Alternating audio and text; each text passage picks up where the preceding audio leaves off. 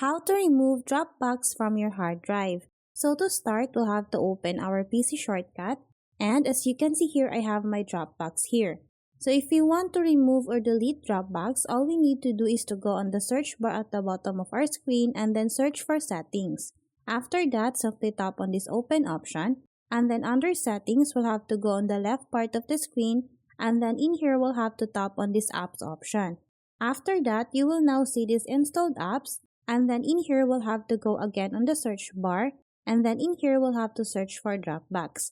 After that, once you see the Dropbox app, what we need to do is to tap on these three dots and then in here tap on this uninstall option. After that, it will show again this uninstall option. So to completely remove or delete Dropbox, all you need to do is to tap again on this uninstall option. Keep in mind that once you uninstall your Dropbox application, it will not remove or delete the files that you have on your Dropbox. So that's how easy we can remove or delete Dropbox from our hard drive. Thanks for watching, and if you find this video helpful, please don't forget to subscribe, hit the like button, and then the notification bell so you won't miss any of our future videos. See you on the next one.